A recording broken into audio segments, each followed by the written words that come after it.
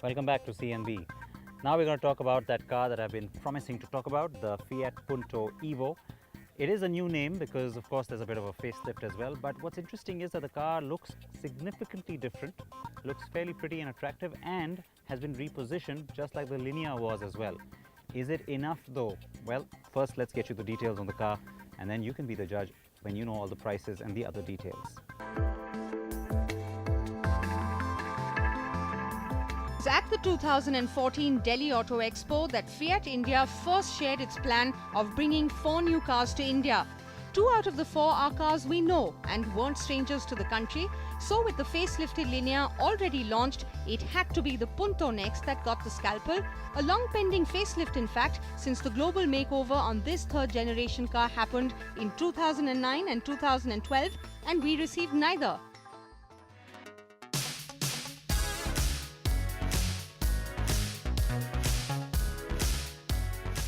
But be that as it may, finally our Grande Punto is giving way to the rechristened Punto Evo. So now let's tell you all about this new Punto Evo, shall we? The hatchback's new face will be exclusive to our market, and so that means it doesn't follow the global design language. So basically, this is now the Indian version of the car and you won't get it anywhere else.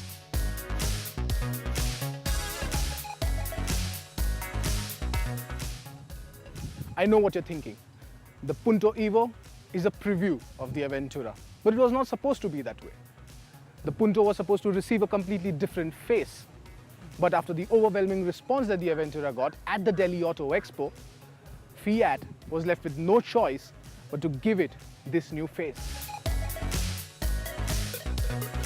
Or at least that's the logic the company is giving us. Let's see now. For what it's worth, the classical Italian looks on the European car work better in many ways to create a stronger brand definition. But okay, let's go with Fiat India's take on this.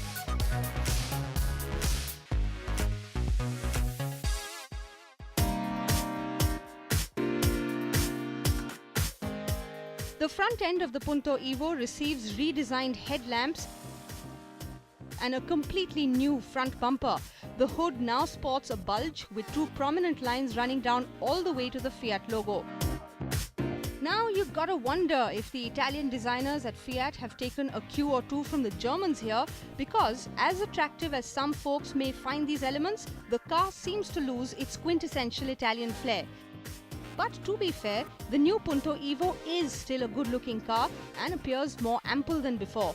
The side and rear profile of the Punto Evo more or less remain the same, but the changes continue on the inside. There's an all-new dashboard, and though it looks similar to the one seen on the new Linea, it looks refreshing for the Punto itself. The plastics have a dual-tone black and beige interior theme across the entire lineup, barring the sporty Punto Evo 90, which gets an all-black treatment. The feature list on the top variants is fairly extensive, but it doesn't really add anything new in terms of equipment over what the Grande Punto used to have. So there is automatic climate control, Fiat's Blue and Me Bluetooth connectivity system, which combines CD, MP3, USB with aux-in, Bluetooth and voice recognition. Our peeve with the Grande Punto was quality of the materials, and this cabin sadly continues that tradition. Amir tried to adjust the height of his seat and the plastic cladding on the lever decided to come off. The engine lineup is the same, but on that we're not complaining. So there is the 1.2-litre petrol and the 1.3-litre diesel, which have been carried forward from the previous car.